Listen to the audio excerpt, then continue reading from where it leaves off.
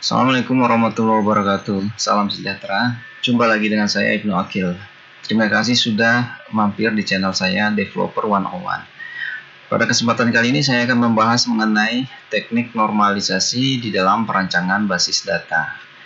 Nah, untuk lebih jelasnya, saksikan video ini sampai selesai.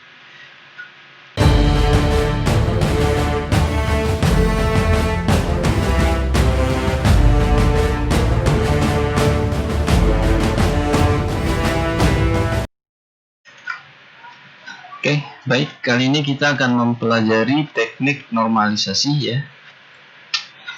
Jadi dalam merancang basis data, selain menggunakan entity relationship data ya, dan juga object oriented modeling ya. Nah, kita juga dapat menggunakan teknik normalisasi untuk lebih memastikan bahwa database yang kita buat atau rancangan database yang kita buat itu ya tidak mengalami yang namanya anomali data ya, atau mengalami inkonsistensi data. Nah, pada topik ini ada beberapa topik pembahasan ya. Yang pertama tentang definisi normalisasi itu sendiri, kemudian anomali data, kemudian atribut kunci atau key, dan bentuk-bentuk normalisasi. Oke, yang pertama tadi definisi dari normalisasi ya. Normalisasi merupakan proses pengelompokan elemen data ya menjadi tabel-tabel yang menunjukkan entity dan relasinya. Jadi satu data ya nanti akan dipecah gitu ya menjadi tabel-tabel.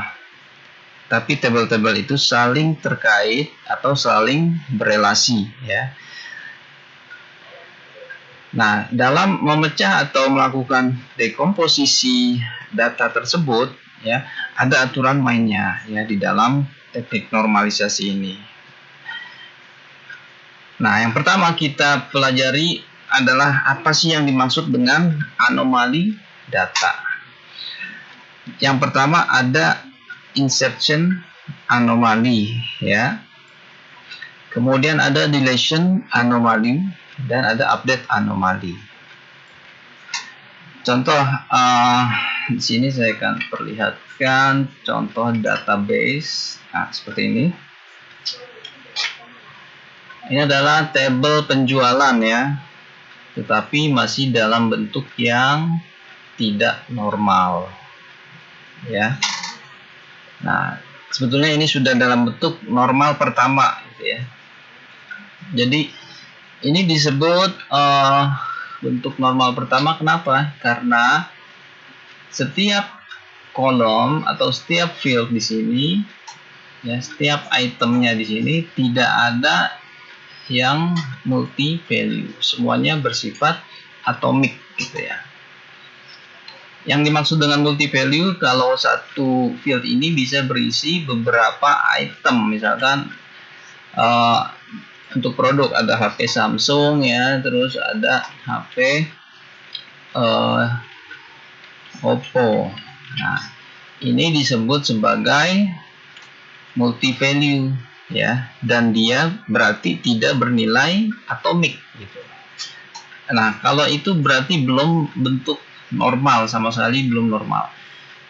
Tetapi kalau sudah tidak ada lagi multi value di sini ya, hanya ada satu item yang bersifat atomik, maka ini table ini sudah dalam bentuk normal pertama disebutnya ya, first normal form gitu ya. Akan tetapi ini masih terjadi anomali data. Apa itu? Nah, di sini kita lihat ada insertion anomali ya. Apabila di sini kita mau menambah data baru ya, katakanlah di sini ada ID pesanan yang ketiga. Kita tambahkan misalkan tanggal hari. Nah, di sini ada ID pelanggannya masih sama, misalkan si John Doe. Ya. Ya. Kemudian dia beli lagi produk, misalkan produk yang lain 5 printer. Nah, ini akan terjadi anomalinya apa? Yaitu data pelanggan si John Doe ini akan terrecord lebih dari satu kali. Ini namanya redundancy, ya. Begitu juga kalau produknya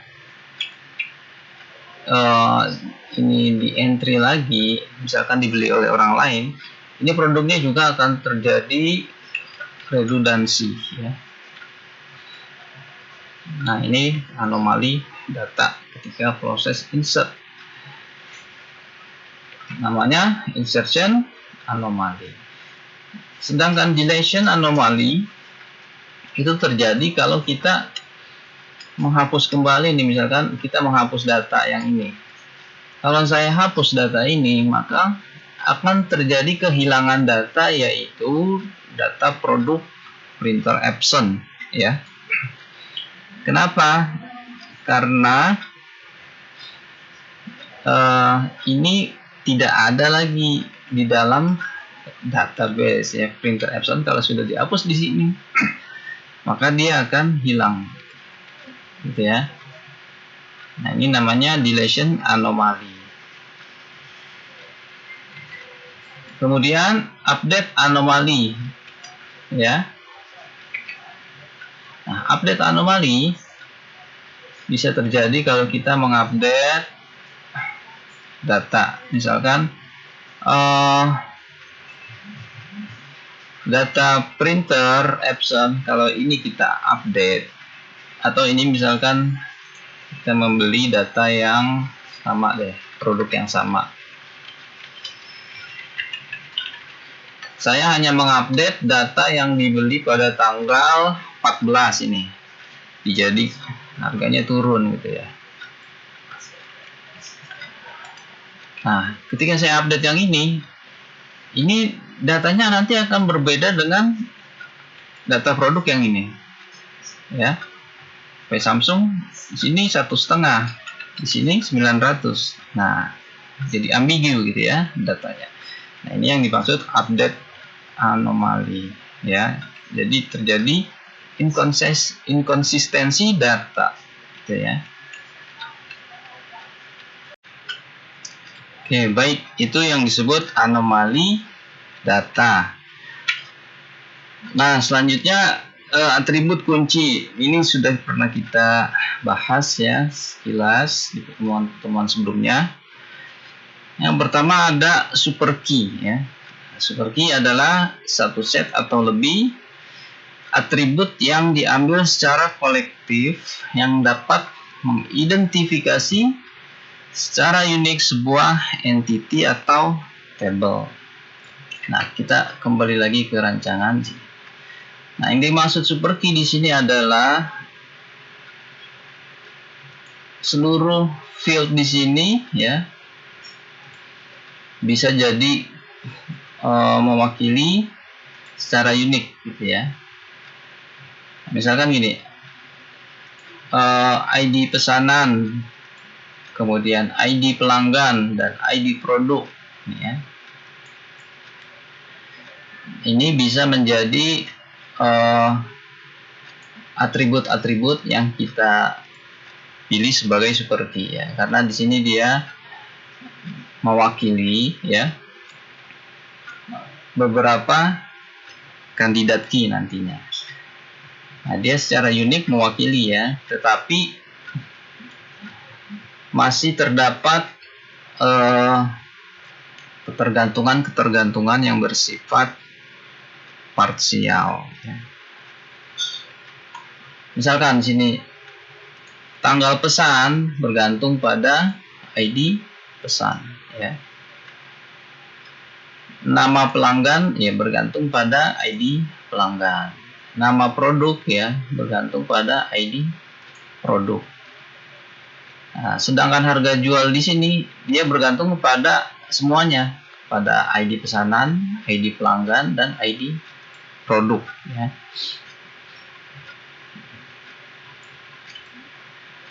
Nah, jadi super key-nya bisa kita pilih ya. Kalau kita masuk ke dalam desain di sini, key yang kita pilih tadi ya bisa jadi super key. Atau beberapa atribut sekaligus ini ya. Ini bisa kita jadikan key. Nah, ini namanya super key gitu ya. Ini hanya harga jual aja, dia bergantung kepada semua ini. Ya.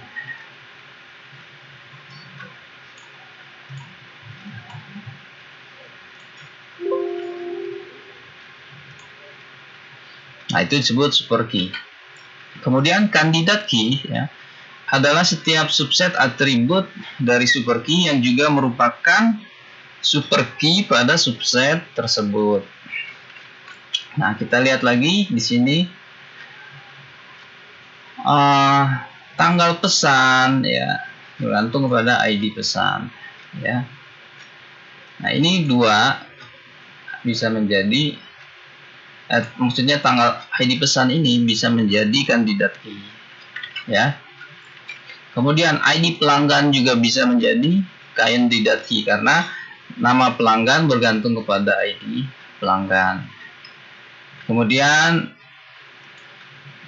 ID produk juga bisa menjadi kandidat key karena nama produk bergantung kepada ID produk.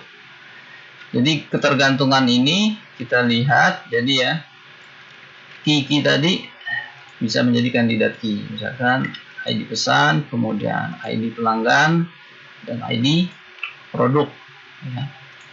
Ini bisa menjadi kandidat key seperti ini, ya. Sedangkan primary key ya adalah satu set atribut yang mewakili secara unik dari kandidat key, ya. Nah, di sini kita tidak bisa menentukan primary key, ya. Karena tidak ada yang namanya maksud saya secara ketergantungan fungsional semuanya harusnya bergantung pada satu atribut. Tetapi kalau kita lihat di sini beberapa field masih bergantung pada kandidat key, ya. Kalau mau kita buat ada primary key, berarti di sini kita harus menambahkan satu field baru namanya karena ID, ya. Nah, ID ini mewakili semua field ini, ya. Di sini disebut ID, maka dia di sini menjadi primary key, ya. Karena semua field atau atribut ini bergantung secara unik pada key ini. Nah, nanti key ini dia bersifat unik gitu ya. Setiap row-nya bersifat unik. Nah, ini disebut primary key, ya.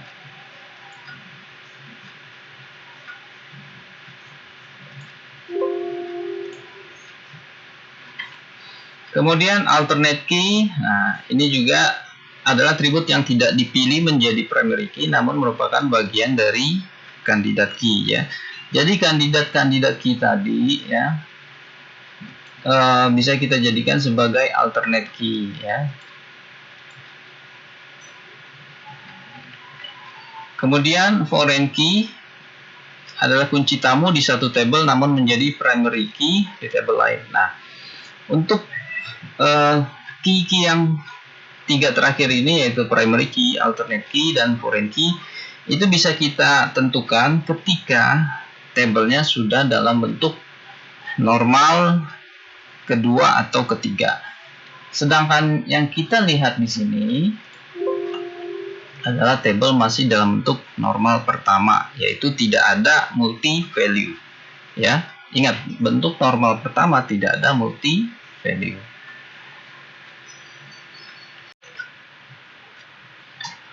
Oke, selanjutnya adalah bentuk-bentuk normalisasi, ya. Tadi yang pertama sudah kita bahas, yaitu 1NF atau first normal form. Kemudian untuk 2NF ya, atau second normal form, dan 3NF third normal form.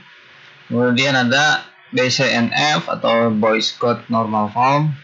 Ada juga 4NF dan 5NF. Nah, dari masing-masing bentuk ini ya, itu diprosesnya dia bertahap. Pertama harus melalui tahap pertama, yaitu bentuk pertama maksud saya, first normal form.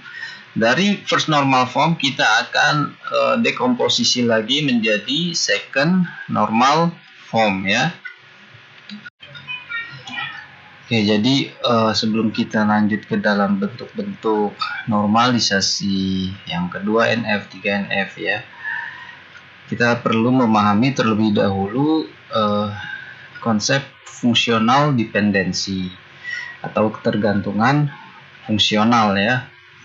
Jadi setiap atribut-atribut itu dia, kalau dia mau masuk ke dalam bentuk 2NF, harus bergantung hanya kepada satu key ya. Contoh di sini atribut A yang merupakan key ya. Setiap atribut A itu mewakili secara unik atribut B ya. Nah, ini dikatakan A menjelaskan B. Jika kita mau mencari B, kita cari A saja gitu ya. Maka ini dikatakan B bergantung secara fungsional kepada A gitu ya. Jadi atribut B bergantung secara fungsional kepada A. Dan B di sini bersifat unik. Maksud saya A bersifat unik ya. Dan setiap A menjelaskan hanya satu B ya, tidak ada 2B. Misalkan A menjelaskan B yang lain gitu, tidak bisa. Atau C menjelaskan B, tidak bisa ya. Jadi fungsional dependensi seperti itu. Nah, kalau kita lihat kembali tabel yang dalam bentuk normal pertama tadi ya, kita sudah lihat ketergantungan pada atribut super key ini ya. Nah, di sini tanggal pesan tentu bergantung secara fungsional kepada ID pesan. Kemudian nama pelanggan juga bergantung secara fungsional kepada ID pelanggan, karena setiap ID pelanggan merepresentasikan atau mewakili nama pelanggan tersebut ya. Kemudian nama produk bergantung secara fungsional kepada ID produk. Sedangkan harga jual bergantung kepada ID pesanan dan ID produk. Nah, tabel penjualan ini kita akan normalisasi menjadi bentuk kedua ya, berdasarkan ketergantungan fungsional tadi ya. Maka di sini akan saya bentuk yang pertama adalah tabel produk ya. Jadi di situ ada 4 produk ya di sini.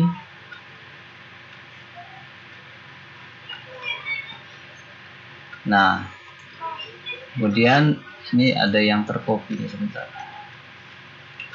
Kok HP-nya sama ya? Oh, yang satu ini HP Oppo. Oh, ini dibeli 2 kali. Oke. Jadi ini tabel produk ya. Jadi tabel penjualan kita dekomposisi. Pertama jadi tabel produk, kemudian menjadi tabel pelanggan seperti ini ya.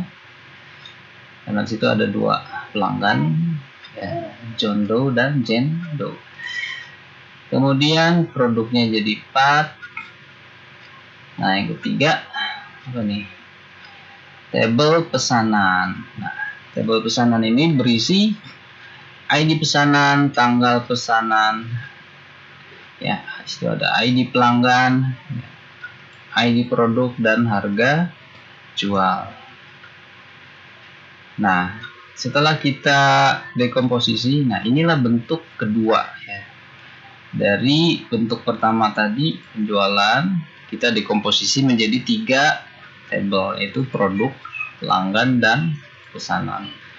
Nah, ini sudah memenuhi aturan di bentuk kedua ya. Nah, itu namanya 2NF. Akan tetapi di tabel pesanan ini kalau kita lihat ya, ini belum bisa dikatakan normal sepenuhnya ya. Ini harus dipecah lagi menjadi bentuk 3NF ya. Kenapa? Karena dalam bentuk 2NF itu masih boleh ada yang namanya ketergantungan parsial atau transitif. Nah, di sini seperti ID seperti harga jual ya, dan juga ID produk. ID produk di sini sebetulnya tidak bergantung kepada ID pesanan ya secara total. Atau maksud saya ini, harga jual ini tidak bergantung sepenuhnya kepada ID pesanan secara total, tapi dia juga bergantung kepada ID produknya gitu ya. Jadi harga jual ini dikatakan sebagai partial dependency, ya, ketergantungan parsial. Dia bergantung pada ID pesanan, tapi juga bergantung kepada ID produk. Ya, maka ini harus didekomposisi lagi menjadi bentuk ketiga. Nah, bentuk ketiga ini tidak boleh ada ketergantungan parsial, gitu ya. Maka kita pecah menjadi pesanan ini dibagi lagi menjadi ada detail pesanan di bentuk ketiga ya. Oke, maka tabel pesanan ini kita pecah ya. Di sini menjadi detail pesanan ya. Nah, detail pesanan ini berisi ID pesanan, ID produk ya, dan harga jual. Nah, yang pesanan ini akan kita rubah jadi tidak lagi ada ID produk dan harga jual, tapi cukup ID pesanan, tanggal pesanan. Nah, di sini dia menjadi key ID pesanan karena bersifat unik. Sebentar, ini harus kita ubah dulu ya. Oke, kita lihat di sini. Kita hapus dulu tadi ya record ya. Jadi hanya ada 2 record di tabel pesanan. Maka baru ini ID pesanan di sini menjadi primary key karena tanggal pesanan dan ID pelanggan bergantung secara fungsional hanya kepada ID pesanan ya, maka dia menjadi primary key. Kemudian di detail pesanan ya, di sini ada ID pesanan, ID produk ya. Nah, jadi harga jual, nah ini bergantung kepada ID pesanan dan ID produk. Nah, maka kedua field ini kita jadikan sebagai composite ya, composite key. Jadi harga jual ini bergantung kepada ID pesanan dan ID produk yang menjadi super key-nya ya sebetulnya gitu. Nah, inilah bentuk ketiga ya, atau third normal form, ya, yaitu tabel pesanan atau tabel pesanan yang tadi di sini ada 4 record, dia berubah jadi 2 record, ya, dipecah jadi 2 berdasarkan ketergantungan fungsional tadi. Ya, jadi di sini key-nya ini disebut composite, ya. Nah, dalam melakukan dekomposisi atau normalisasi, yang perlu kita perhatikan adalah tabel-tabel tadi yang terpecah ini, ya, ketika dia dijadikan satu kembali, ya, seperti asalnya itu tabel penjualan, itu harus jumlah row-nya dan jumlah field-nya sama, ya. Jadi kalau dia digabung kembali harus sama seperti ini. Nah, itu berarti dekomposisinya berhasil, ya, sesuai. Nah, selanjutnya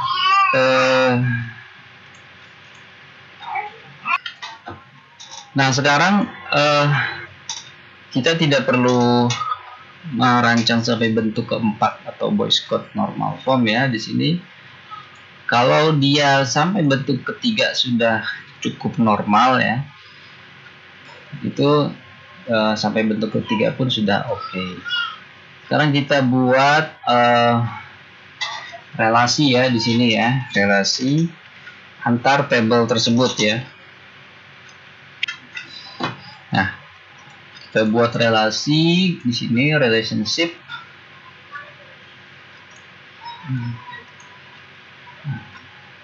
Tabel-tabelnya adalah detail pesanan, kita lihat, kemudian pelanggan, kemudian pesanan, kemudian produk, ya. Kita lihat ini, ya, pertama pelanggan dengan pesanan, ya, kita tarik di sini. Nah, maka ini adalah relasional, ya. Nah, di sini kita bisa memaksa enforce referential integrity, artinya integritas relasinya ini kuat. Jadi kalau ada penghapusan data, ya, jika suatu produk dihapus tetapi di dalam tabel pesanan produk tersebut masih ada, maka produk tersebut tidak bisa dihapus. Itu namanya enforce referential integrity, gitu, ya.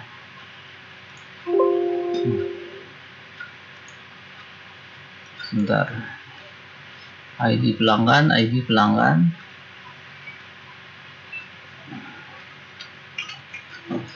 Ini kayaknya harus kita close dulu, ya, supaya tabel-tabelnya tidak terbuka, ya. Ketika membuat relationship, kita coba lagi, ya. Oke. Kemudian dari pesanan ke detail pesanan, ya. Ini ada ID pesanan di sini. Kemudian dari produk ke ID produk, ya. Nah, kita lihat inilah bentuk normal ketiga, ya. Dan kita sudah membuat relasinya seperti ini jadi lebih jelas, ya. Pelanggan di sini hanya ada satu record, ya. Satu record. Kalau kita lihat tabel pelanggan, ya. Nah, John Doe di sini hanya ada satu record, benar, ya. Kemudian di dalam pesanan pelanggan bisa lebih dari satu. Di sini one, di sini many, ya. Kalau dia pesan lagi, ya, maka dia bisa lebih dari satu. Tapi kalau dia nggak pesan, ya tetap satu, gitu, ya. Kemudian di detail pesanan, ID pesanan di sini satu, tetapi di detail pesanan bisa banyak, ya. Kita lihat implementasinya. Nah, sini ada 2 record ya, tergantung jumlah barang yang dibeli, gitu ya. Begitu juga produk. Di sini produk hanya ada 1, tapi nanti di detail pesanan bisa banyak produk. Ya, maka inilah hasil akhir dari teknik normalisasi. Nah, ini sesuai dengan rancangan database kita sebelumnya di dalam konsep IRD ya. Oke, sebentar saya akan buka filenya yang kemarin. Nah, ini adalah rancangan IRD kita ya, sesuai dengan teknik normalisasi pun hasilnya sama ya. Sini tabel pesanan, ada detail pesanan ya, ada pelanggan ya, detail pesanan dengan produk gitu ya. Nah, jadi ditransformasi ke database menggunakan normalisasi ya, seperti ini gitu ya. Ya, kurang lebih seperti itu ya. Baik, demikianlah materi kita hari ini mengenai teknik normalisasi. Kita sudah merancang normalisasi dari bentuk pertama, kedua, dan ketiga ya. Dan juga kita sudah membuat relationship-nya ya, hasil dari normalisasi tersebut.